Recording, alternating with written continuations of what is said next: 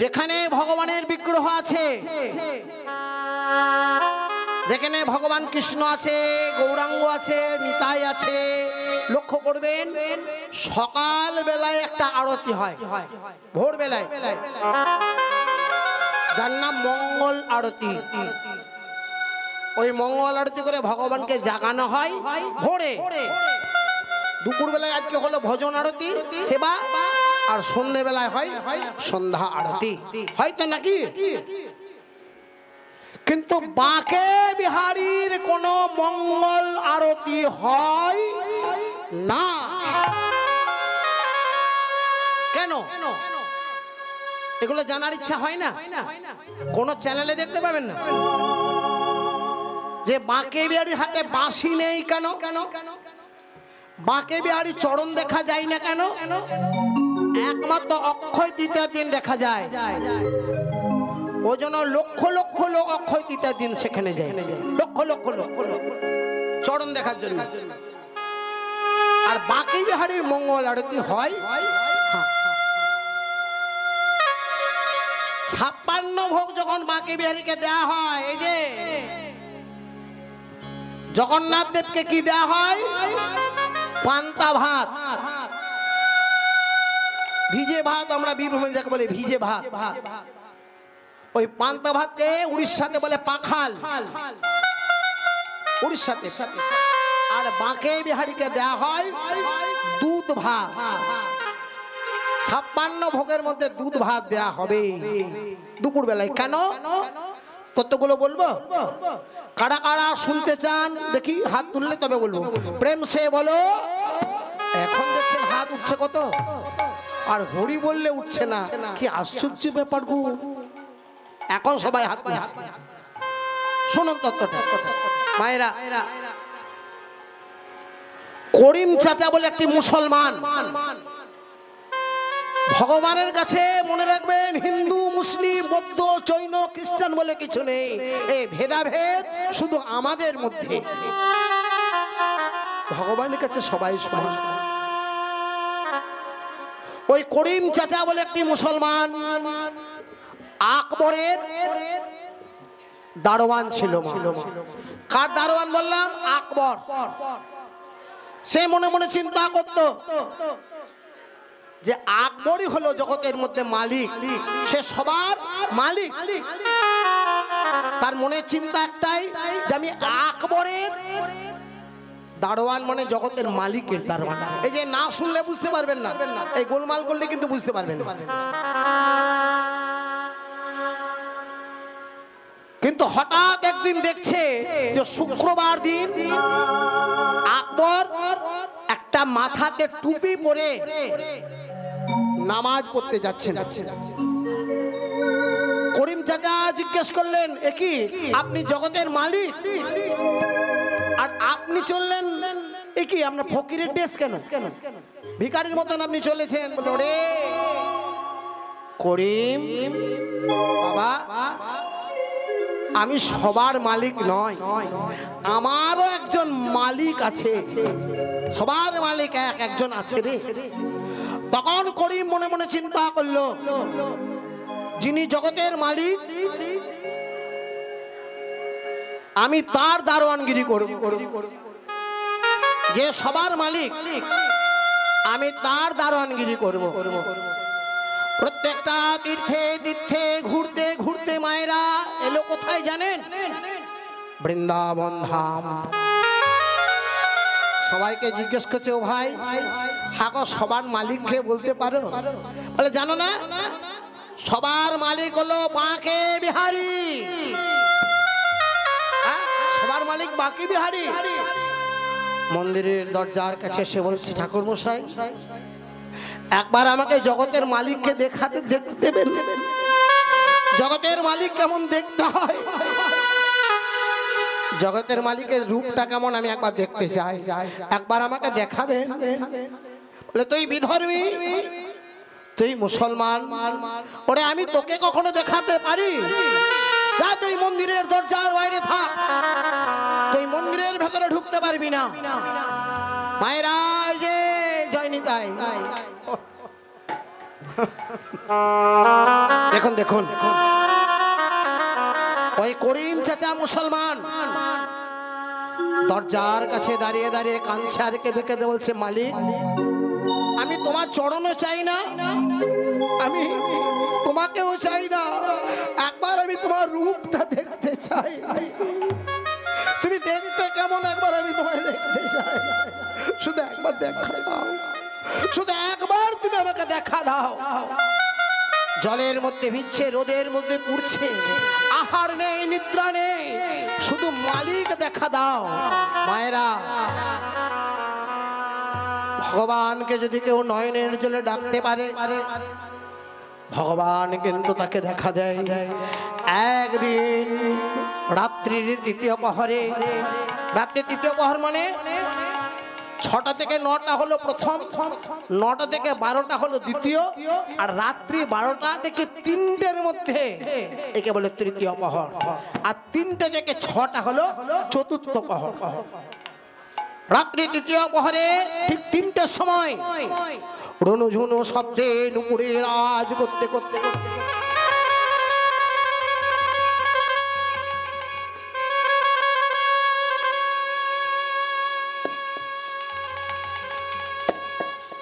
স্বয়ং ভগবান বাঁকে বিহারী লাল সর্বাঙ্গ আল করে রাসলীলা করে নিকুঞ্জ মন্দির থেকে মন্দিরের মধ্যে প্রবেশ করছেন।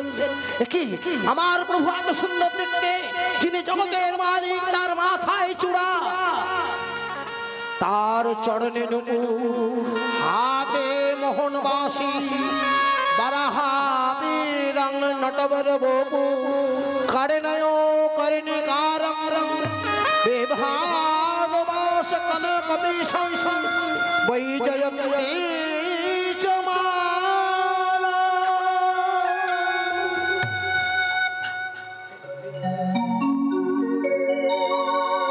মাথায় চূড়া, এই যে ভগবানের রূপ কত সুন্দর, দেখুন মাথায় চূড়া। মালিক তুমি এত সুন্দর দেখতে, ফুলের মতন পবিত্র তোমার গায়ের রং, সর্বাঙ্গে চন্দনের গন্ধ, মাকে বিহারীকে দর্শন করছে। কিন্তু মায়েরা কালকে যদি আপনি বলেন যে আমি ভগবান দেখেছি, কেউ বিশ্বাস করবে? বলুন কে বিশ্বাস করবে? কিন্তু ভগবান যদি কাউকে একবারে কৃপা করে দেয়, কে যদি ভগবানের কৃপা পেয়ে যায়, ভগবানের কৃপা কেমন, যেতে যেতে নুপুরের শব্দ করতে করতে মায়েরা বাঁকে বিহারী করলো কি, ওই মন্দিরের দরজায় হাতের এই বাঁশিটাকে, হাতের বাঁশিটা ফেলে দিয়ে 1 পা 2 পা করে চলে গেলেন। যেই বাঁশিটা ফেলে দিয়েছে, করিম চাচা মনে মনে চিন্তা করলো, আহা মালিক এত সুন্দর দেখতে, মালিকের চাইতেও মালিকের বাঁশি আরো সুন্দর দেখতে, তাই আমি এই বাঁশিটাই আমার বুকের মাঝখানে জড়ায় রাখে, আমি আমার মালিকের বাঁশিটা হৃদয় মাঝে, বলে হৃদয় মাঝে জড়ায়ে ধরে,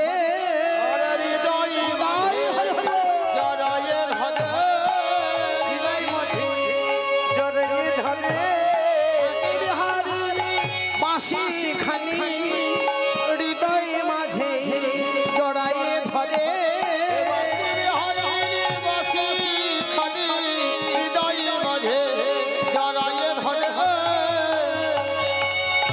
তাহলে হাতের বাঁশিটা বুকের মধ্যে জড়িয়ে ধরেছে। ভালো করে শুনুন, মনে মনে চিন্তা করলো, দরজা খুললেই আমি বাঁশিটা দিয়ে দেব। ভোর 5টার সময় মঙ্গল আরতি, দেখুন যেই দরজা খুলতে যাচ্ছেন, ঠাকুর মশাইয়ের 2টি চরণ জড়িয়ে বলে, ঠাকুর মশাই, ঠাকুর মশাই আপনি দরজা খুলবেন না? ঠাকুর মশাই বলে, কেন রে? আরে তুই মুসলমান, আমার কাজে বাধা দিচ্ছিস? ঠাকুর মশাই, এই তো বাঁকে বিহারী সারা রাত রাসলীলা করে এই মাত্র মন্দিরের মধ্যে প্রবেশ করেছে। এই দেখুন, এই দেখুন, এই বাঁশিটা ফেলে গেছে। যেই না হাতের বাঁশি দেখতে পেয়েছে, ঠাকুর মশাই নয়নের জলে কেঁদে কেঁদে বললেন, ওরে করি, আমি সারা জীবন কত একাদশী ব্রত করেছি, আমি সারা জীবন কত মালা জপ করেছি, আমি সারা জীবন কত সেবা পূজা করেছি, কিন্তু আমি তো বাঁকে বিহারীকে দেখতে পেলাম না। তবে ওরে করিবে তুই এমন কি পুণ্য করেছি, তুই বাঁকে বিহারীর কৃপা পেলি, আয় আয় আমার বক্ষে আয় রে,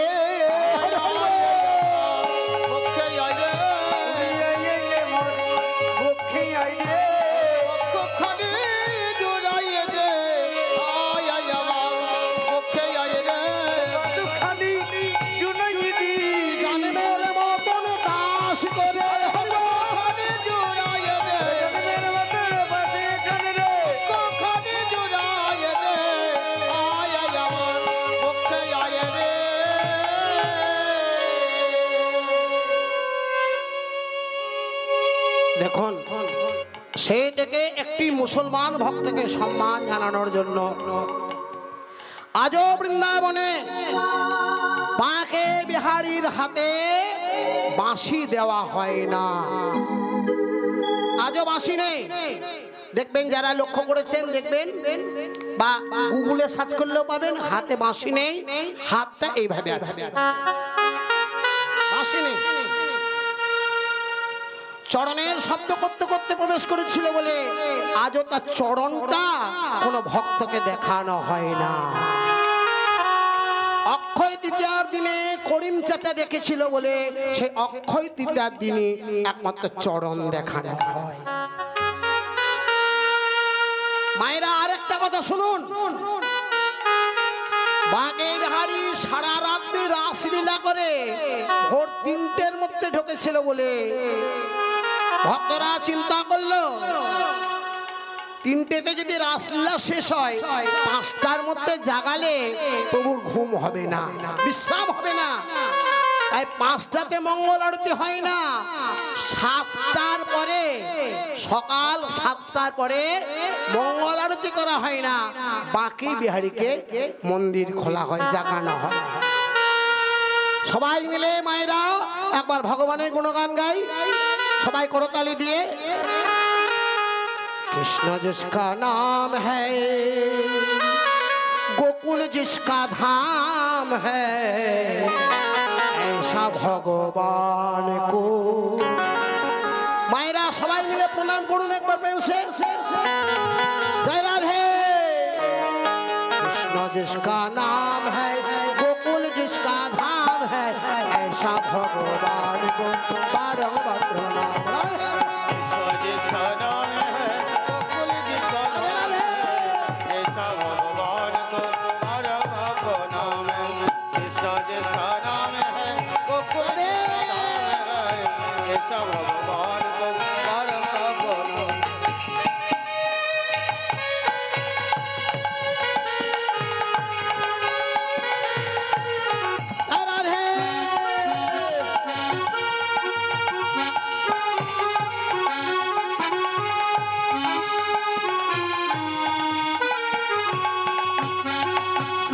जिसका पैया है जसोदा जिसका मैया है, नंद जिसका पैया है जसोदा जिसका मैया है, नंद जिसका पैया है जसोदा जिसका मैया है, नंद जिसका पैया है जसोदा जिसका मैया है, साध गोपाल को बारंबार प्रणाम। राधे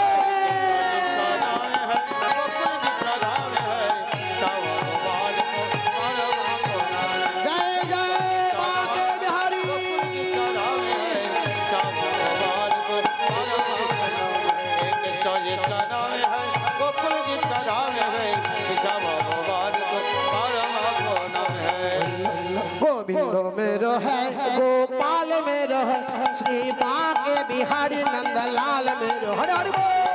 मेरे है गोपाल मेरो है बाके बिहारी नंद लाल मेरो है गोविंद मेरो है गोपाल मेरो है बाके बिहारी लाल मेरो है।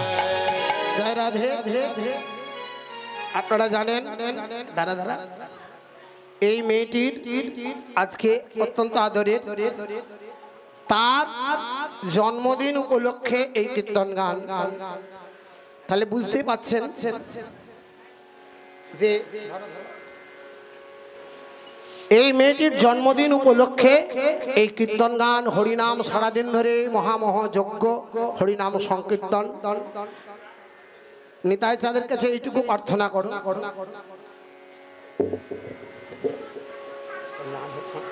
সুখী হও।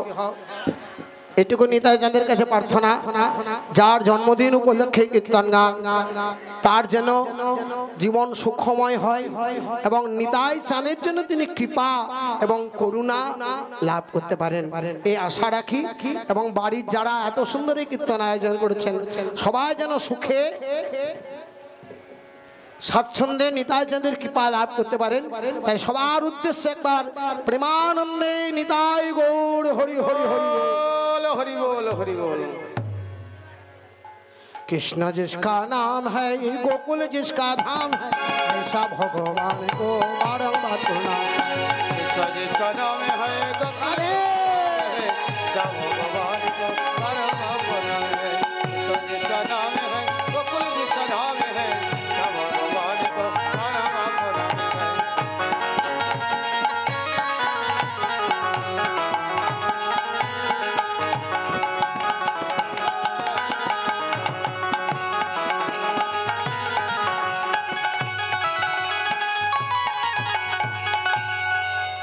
गोविंद मेरो है गोपाल मेरो है श्री बाके बिहारी नंद लाल मेरो है। गोविंद मेरो है गोपाल मेरो है के बिहारी लाल मेरो है।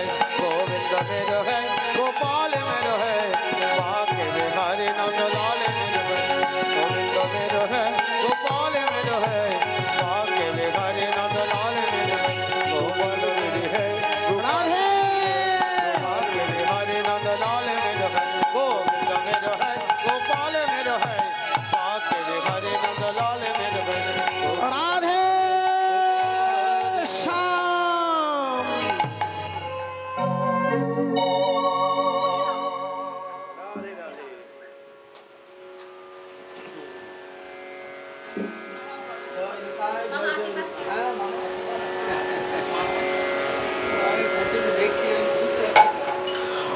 নিতাই চাঁদের কৃপায় সবাই সুখে স্বাচ্ছন্দ্যে সবাই জন্য নিতাই চাঁদের কৃপা এবং করুণা লাভ করে। নিতাই চাঁদ কি জয়।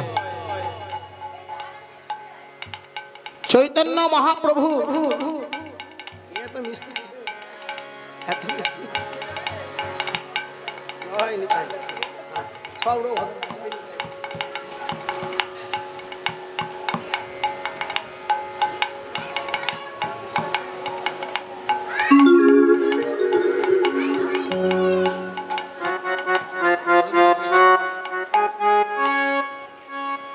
জয় রাধে। হরি নাম দিয়ে জগৎ মাতালে আমার একলা নিতাই রে হরি নাম দিয়ে জগৎ হরি বল। মাতালে আমায় একলা নিতাই রে। হরি নাম দিয়ে জগৎ মাতালে আমায় একলা নিতাই রে। আমার একলা নিতাই একলা নিতাই একলা নিতাই একলা নিতাই হরি নাম দিয়ে জগৎ মাতালে হরি হরি বল। দিয়ে জগৎ মাতালে আমায় একলা নিতাই রে। নিতাই যদি ডাকড়ে নিতাই গৌর বলে নিতাই যদি আমার নিতাই যদি ডাকরে নিতাই গৌর বলে নিতাই যদি নিতাই যদি ডাকরে নিতাই গৌর বলে নিতাই যদি নিতাই যদি ডাকরে নিতাই গৌর বলে নিতাই যদি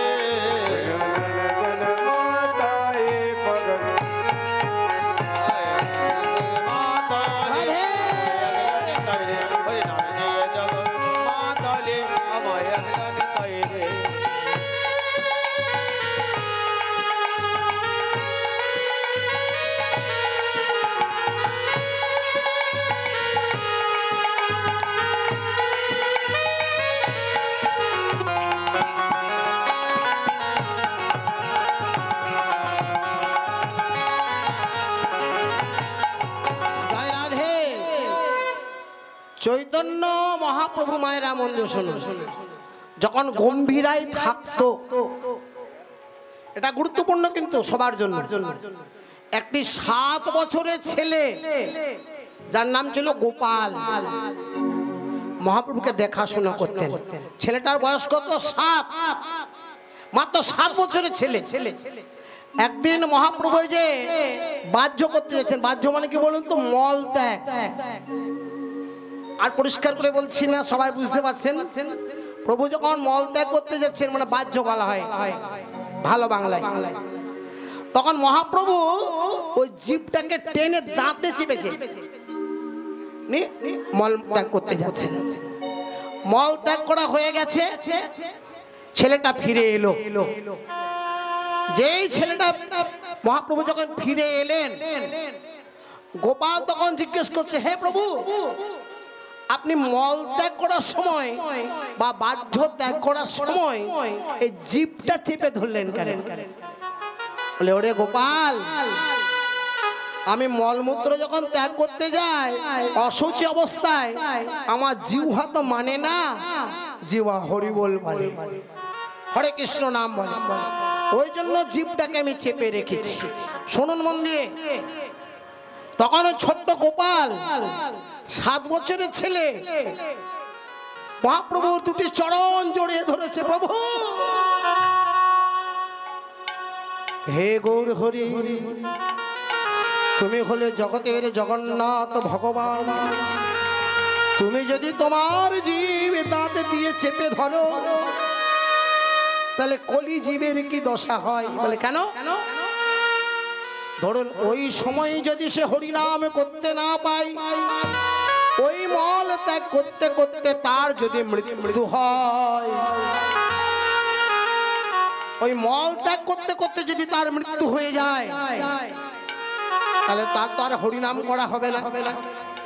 সারা জীবনে তার আফসোস যে আর আমার হরিনাম করা হলো না। মহাপ্রভু, ওরে বেটা, ছেলে ছোট্ট, তোর চিন্তা এত উচ্চ। আয় গোপাল, আজ থেকে আমি তোকে জগন্নাথ ধামে তোর নতুন নাম দিলাম। আজ থেকে তোর নাম হলো গোপাল গুরু। 7 বছর বয়স থেকে তুই জগৎকে দীক্ষা দান করার অধিকার পেয়ে গেলি, তুই সবাইকে দীক্ষা দিবি। আজ থেকে তুই গোপাল গুরু। তখন মহাপ্রভু সিদ্ধান্ত দিলেন, তার চৈতন্যষ্টকে 2য় শ্লোক, নাম নামকারী বহুধা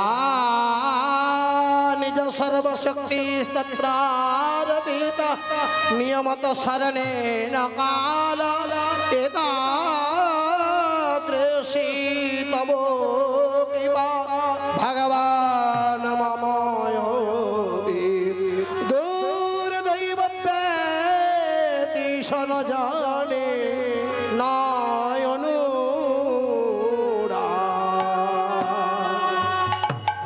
অনেক লোকের বাঞ্ছা অনেক প্রকার, তাই কৃপাতে করিলেন প্রভু আমার নামের প্রচার। খাইতে শুইতে নাম যথা তথা ভালো করে শুনবেন, খাইতে শুইতে নাম যথা তথা লয়, কাল দেশ নিয়ম নাই সর্বসিদ্ধি হয়। সর্বসিদ্ধি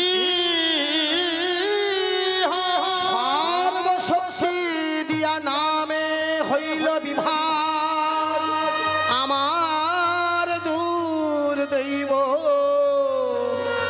নামে নাই অনুরাগ। মানেটা কি বুঝলেন? চৈতন্য মহাপ্রভু গোটা জগৎকে বলে দিলেন, আজ থেকে কথা বলতে বলতে, পথে চলতে চলতে, খেতে খেটে শুতে শুতে বাথরুমের ভেতর মল ত্যাগ করতে করতে মূত্র ত্যাগ করতে করতে সর্বত্র যথা তথা তুমি হরি নাম করো। নামের কোনো সময় নেই, কোনো জায়গা নেই। শুতে শুতে ঘুমাতে ঘুমাতে বিছানায় বসে বসেও হরিনাম করা যাবে। তাহলে হরিনাম করা যাবে। কথা বলিতে সবাই মিলে জোরে জোরে প্রেমানন্দে হরি বল। পথ চলিতে কথা বলিতে একবার লরে কৃষ্ণ নাম। কৃষ্ণ নাম মধুর নাম, হরি নাম হরি নাম, কৃষ্ণ নাম মধুর নাম, সবাই মিলে হরি বল। লগনা কৃষ্ণ নাম মধুর নাম, মায়েরা সর্বত্র হরি নাম। নামের কোনো সময় নেই, নামের কোনো জাত নেই, নামের কোনো জায়গা নেই। আপনি যখন খুশি হরি নাম করা যায়। কৃষ্ণ নাম হরি নাম বলো না মধু নাম। লগনা কৃষ্ণ নাম মধুর নাম, কৃষ্ণ নাম মধুর নাম, লগনা কৃষ্ণ নাম মধুর নাম,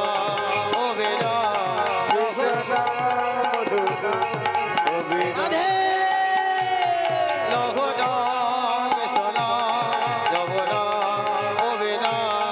কথা বলিতে পথ চলিতে একবার লহরে কৃষ্ণ নাম, কথা বলিতে পথ চলিতে একবার লহরে কৃষ্ণের নাম, ও মায়েরা, একবার কে উলুধ্বনি দেওয়া যায় না? ও আচ্ছা আচ্ছা, মানে ওই গল্পটা মনে পড়ে যাচ্ছে জানেন তো। শাশুড়ি লক্ষ্মী পুজো করার জন্য ঠাকুর ডেকেছে, আর শাশুড়িকে পাশের বাড়ির একটা লোক ডেকে নিয়ে গেল। এ শোনো শোনো, ও বৌমা ভালো করে পুজো দিয়ে দাও, লিস্ট সব আছে, সব পুজো শেষ। ঠাকুর মশাই বৌমা শব্দ করলে একবার উলুধ্বনি দাও। বৌমা তখন আলমিরিয়া খুলছে, কোথায় রাখা আছে দেখি দেখি, কোথাও আর উলুধ্বনি খুঁজে পাচ্ছে না। ফোন করেছে, ও শাশুড়ি মা কি হলো, শব্দ দিয়েছো উলুধ্বনিটা কোথায় রেখেছো বুঝতে পারছি না তো। বলে বৌমা তোমার মা শেখায়নি উলুধ্বনি? ওগো উলুধ্বনি আলমারিয়াতে থাকে না, ফুটে থাকে। একবার প্রেম সে সবাই মিলে যারা যারা জানেন নিতাই গৌর হরি হরি বল। কথা বলিতে পথ চলিতে একবার লহরে কৃষ্ণ নাম, কথা বলিতে পথ চলিতে একবার লহরে কৃষ্ণের নাম, লগনা কৃষ্ণ নাম লগনা অবিরাম, লগনা মধুর নাম, লগনা অবিরাম, লগনা মধুর নাম, অবিরাম নিতাই গৌর হরি হরি বল। লগনা অবিরাম। চণ্ডীদাস বিদ্যাপতি রায় রামানন্দের নাটক গীতি, বিল্লমঙ্গলের করুণামৃত, জয়দেবের শ্রী গীত গোবিন্দ, স্বরূপ রামানন্দ শনে মহাপ্রভু রাত্রি দিনে গায়ে শোনে পরমানন্দে।